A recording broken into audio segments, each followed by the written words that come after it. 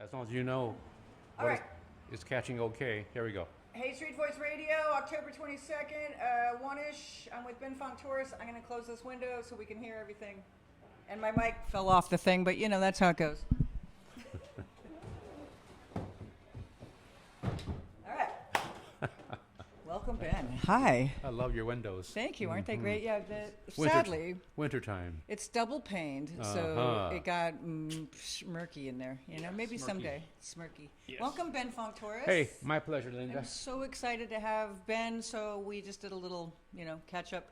I used to live out the window across the street at 612 Ashbury in 1983-ish, 4-ish, as a journalism student, and went to SF State, and you were one of my teachers over there, and changed the entire trajectory of my life as far as Did I really? having confidence in what I was doing and really believing in me and your remarks and the class was just fun. Go out and talk to people, and it really gave me confidence at a time. Well, yeah, that was a stroke of luck because I was there as a substitute instructor. I only did that twice for my friend John Burks, who was then Shout out to John. shout out to JB, basically running the J department, as they called it, in journalism. And he called me in twice, one time for a magazine class and one time for an editing class, I think it was. So that's how we met. Here we are on Haight Street Voice Radio, which is, it's a podcast. Like I said, I don't really like that word. Tell me about your foray into, from the print, from the actual magazine thing into the, I know you worked at KSAN. Can you kind of talk about the two? I call it kind of liquid journalism. The print is, on the paper, and the radio is in the air. Well, I wouldn't call the radio side of me journalism. It was kind of recreation. And I had always loved radio as a kid. And so when I had a chance to be on it, I would take it. And so I arranged from KFOG in its years playing the dentist office music, elevator music, beautiful music. And I got myself an all-night gig there. And that meant I was on the radio in San Francisco, right out of college, doing the all-night show. It was a horrible format, and it was right around the time of the beginning of the Summer of Love. So while I was at the Fillmore and the Avalon and other places and partying, most days with my roommates and other friends, at night around 11:30, I would have to scoot over to Ghirardelli Square and play square music. So, but still, it was the radio. Yeah. And so after joining Rolling Stone, within a year, I was talking to the program director at KSAN, which had come along after the KMPX strike. Shout out to KSAN. We love you, man. The Jive, Ooh, 95. Yeah. And so Paul Boucher was telling me about this project that Tom Donahue, the general manager, was taking off on, a movie about a caravan of hippies and rock musicians going across the country playing free concerts, and it all being filmed. And he said a couple of the weekend jocks will be coming along, just to score drugs probably and hang out and whatever. And it occurred to him that he needed some fill-in DJs, and said, "Hey, Ben, have you ever done radio?" So I said, "Yeah, I have." And so I went in for a month, and I was able to escape about 9 years later, because some of the jocks never came back. They got lost in the Himalayas or wherever. And so I was a weekend DJ while also doing Rolling Stone 6 or 7 days a week. And you couldn't have had two more fun hobbies or / work. But journalism was at Rolling Stone. Jockeying was at KSAN. Okay. And it was completely two sides of me. One was quite serious at Rolling Stone. The other was just goofing around, playing music, having guest DJs or comedians or whoever, and enjoying myself for those 4 or 5 hours. I love that. Because with this Haight Street Voice Radio thing, I just finished the fall 2025 edition of Haight Street Voice magazine. It's at the printer, And as you know, I had a deadline brain there for our scheduling, which, but it's the print thing as a whole. It is there's more of a, I guess, a serious radio. You get to just goof around, right? Oh yeah. No, and with the Haight Street Voice, you get to do both. You have journalism, and then you have opinion, and then you have celebration of what's going on in this community and remembering what went on here. 60 years ago? 60 years My ago. God. I know. So let's talk a little bit about the Haight, since it is Sure. right out the window there. So Yes. any reflection? I mean, God, that's a big question. Tell me about the Haight back in the day. Right. But do you have some? I mean, where did you hang out? Did you go to Cha Cha? Did you go to the I-Beam? Did you go to the drug store or the free clinic or the free store? When my roommates and I went out around those times, it was usually in the evening and usually to the Fillmore, the Avalon, and the other venues, including Marty Ballin's and his dad's place, the Matrix. Matrix, yep. On Upper Fillmore, near Union Street, and California Hall. Wherever the action was, we were would pop in there because my roommates and I were all interested in media and music. And so it was natural for us to kind of get in the car and go off to one or another concert, or even both. And in the Haight-Ashbury, we had known about the beginning floods of people showing up to see what all this hippie stuff was about, because the mainstream media didn't really know. They weren't really sympathetic, although the Chronicle was probably more liberal than the Examiner in coverage of the scene. So we would go down there to see the scene, basically, and there wasn't a particular destination. I think that the one you just mentioned at Masonic and Haight Street, which was the drugstore, was a hangout. You go there and get some food and people watch. But I don't remember going to a particular shop. We saw the psychedelic shop, we saw the boutiques, of course we all love Robert's Hardware. Yay! I just saw Drew. Shout out to Drew this morning getting my coffee. Love Robert's. And of course Ob Zom Zom for that. Oh yeah, wow. We really very like that. open-minded, affable, pro-hippie guy. But no, it was to see the people as much as stores on the street. But and the Grand Piano, was that another one? Yeah, that was around, but we didn't go to it. Okay. We probably went to the pizza place more than Pall Malls. Do you remember Pall Mall I don't know. Lounge. I wasn't there, so I'm picking your brain. The Straight Theater was, Oh, yeah. of course, Yeah. short-lived. Unfortunately, it was shut down by the city. But then, of course, it revived as for dance lessons. You couldn't have concerts there, and so the promoters thought about that for about 5 seconds and said, "Oh, okay, but we can offer dance lessons with live bands," and so now it's a school. I'm surprised it didn't go nonprofit. Lots of interesting, intelligent minds swirling around the community, to not exploit it as much as to make sure that the people who came here and the people who lived here were well guarded and taken care of. I'm thinking about groups like the Diggers, of which Peter Coyote was a member. He was also part of the meme troupe. Yeah. But yeah, people who began to Dr. think Dave. we have to take care of these people in terms of their health and well-being. Yeah. We have to take care of them in terms of food and nutrition, but healthy food, not junk food, and that's where the Diggers came in too. We have to take care of people who can't buy things for themselves, and there came the free store.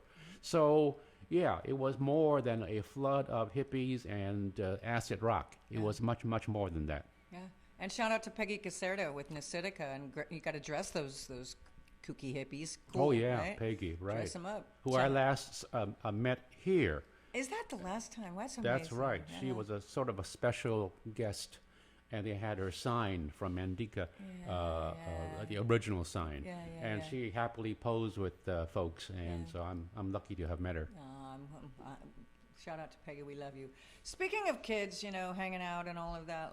Let's fast forward to like today, and the kids. There's, I have a subscriber in Finland to my magazine. There's this. Clearly, this corner is world renowned. I mean, people all over the world. They're still coming here. Yeah.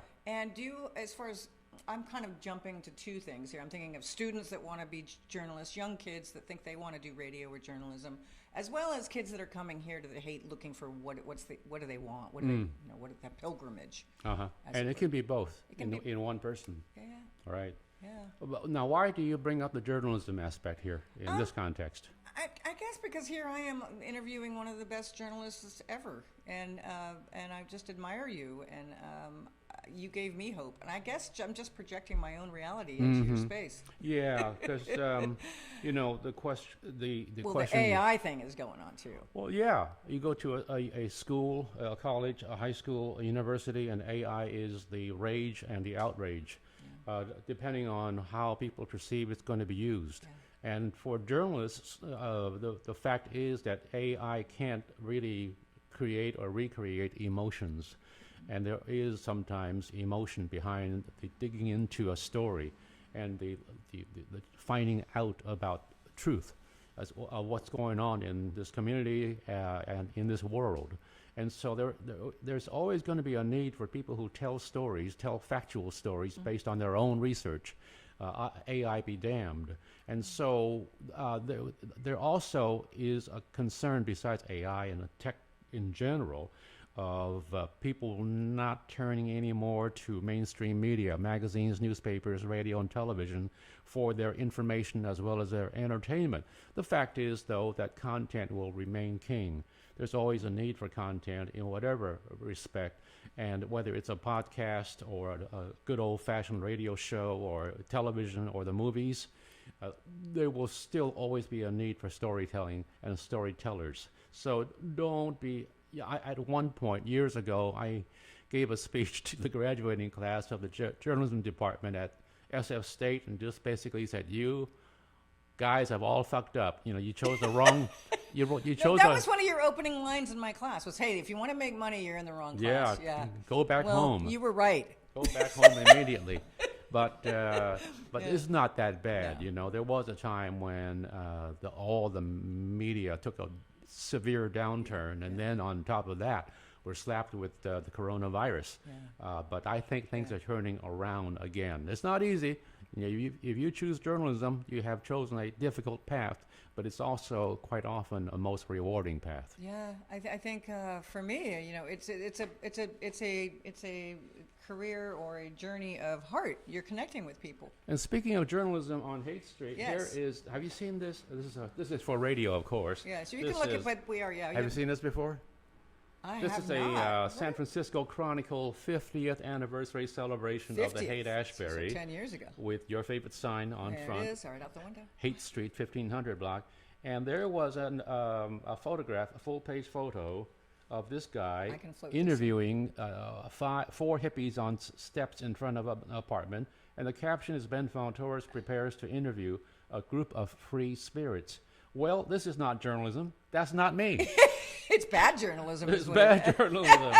That's Turn it around. Let me see if I just hold it like this. That's I can float it in the video too. Yeah, you can. I'll float it in. I'll float it. But there it is, kids. No, it's all right. I can float it in later. But that's hilarious. I think I might have even made that mistake and said, "Is this you?" I think Jim Marshall must have made a mistake. Oh, well, because it wound up in one of his books and an exhibit, and the Chronicle ran. Oh, that's hilarious. In the newspaper. So I had to call in and say, hey, there's a typo here. I was not on Haight Street doing stories as at the time that you're describing, and I don't have such a big-ass tape recorder anyway.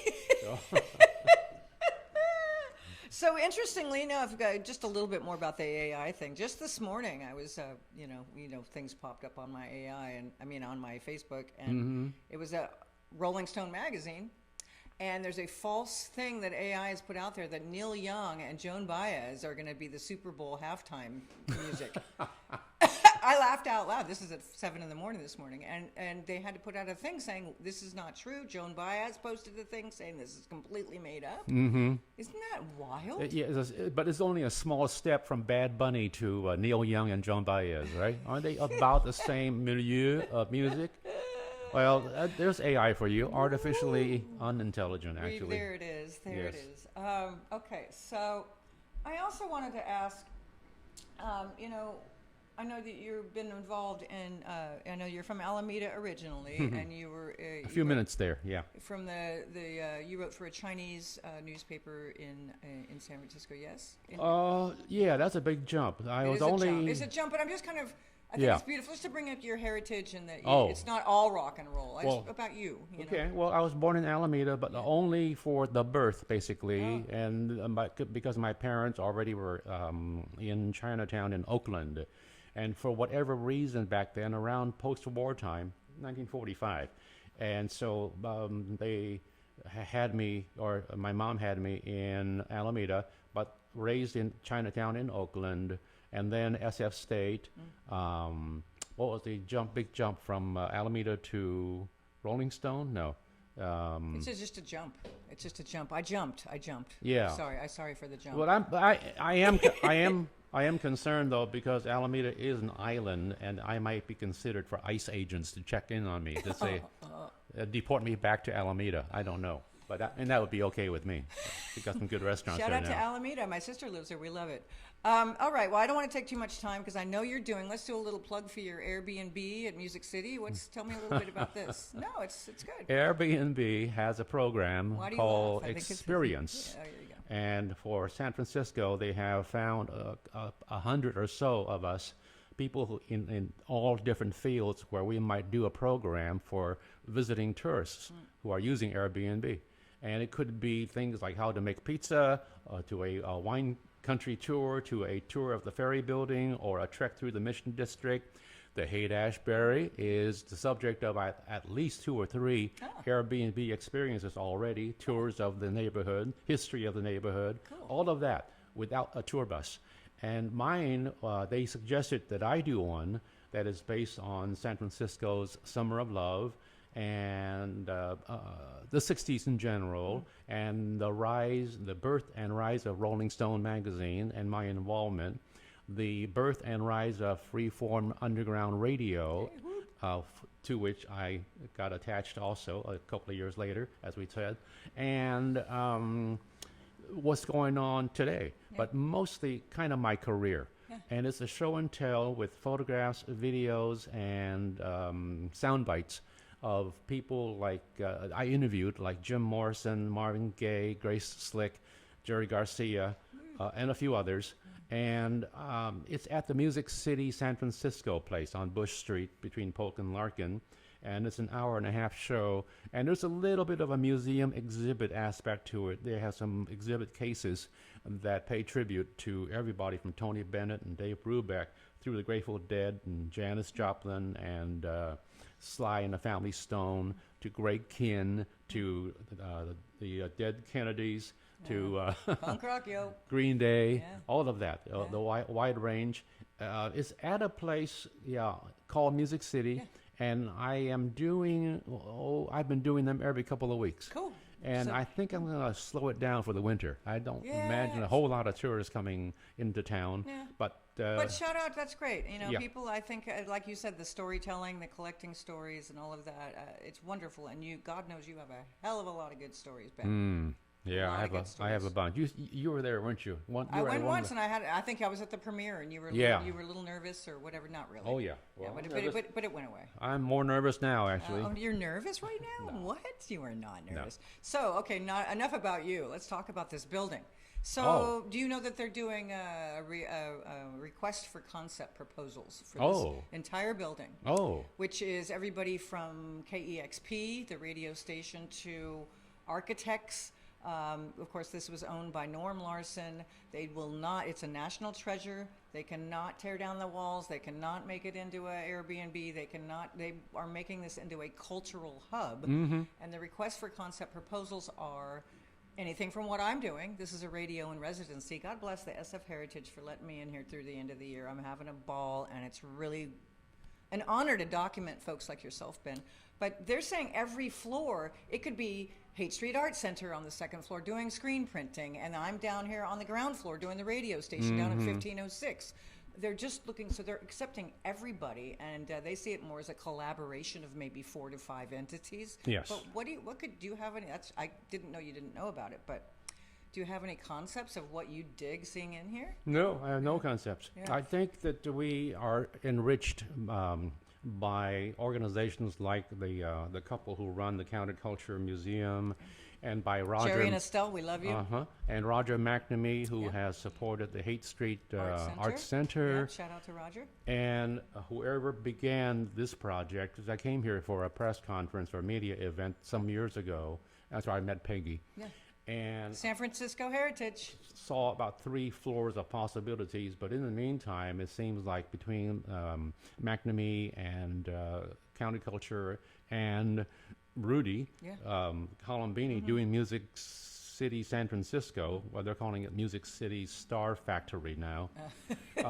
There are already a number of aspects that are being taken care of, and so somebody needs to come up with a bright new idea, whether it's going to be 4 or 5 different entities, as you say, or one overall San Francisco venue. What it can hold, I don't know, but yes, radio, video is part of it, podcasting is part of it. So this is right now, at this moment, the most beautiful radio studio. I wish you could see it. It's, Well, you kind of can. it's Radio Victoria. And okay, lastly, I know you got a time schedule because you got to go do your thingy, My bob. Airbnb. Here it is. What would I ask everybody this? Haight Street Voice is hyper local with a global perspective. What would you like to say to the Haight community and to communities pretty much all over the world in this day and age? Well, I think the the Haight world. Street Voice is doing a superb job of keeping the spirit alive and being a vast range of acknowledgement and celebration of what came and the best aspects of it, but at the same time reminding people what the challenges were back then, and then trying to help to bridge those times and that spirit with today, where we need that spirit more than ever. We have a horribly divided world. We have a disgusting leadership in government, and I'm not talking about mayors and governors. And so I think the Haight Street Voice is a tremendous potential. And I don't like to use the word weapon, or ammo, but in propelling us to something much better than what we have right now. And it's all based on the spirit that came before 60 years ago. So kudos to Hey. Linda Kelly. Does wonderful work. She has a tremendous group of contributors and staff. I'll pay Even you though later. The staff is probably basically one blonde person. This is the staff. You're looking at the staff. Me there and you my are. avocado. So, well, you're doing a great job. Oh, thank you, Ben. You're a good student. Oh, and if you could stick your head out this window Sure. and yell out, no, I'm just saying in general, if you could say, and then we really will get a photo of you in the window. What would you yell to the community or say to the community out there right now, this day, in this moment? What would you say? Subscribe to HSV, damn it. Wow, you are plugging me. I Thank you, am. Ben. Trying And here's to the do outro. Here's the outro. Let me do the outro. Hang on. Okay.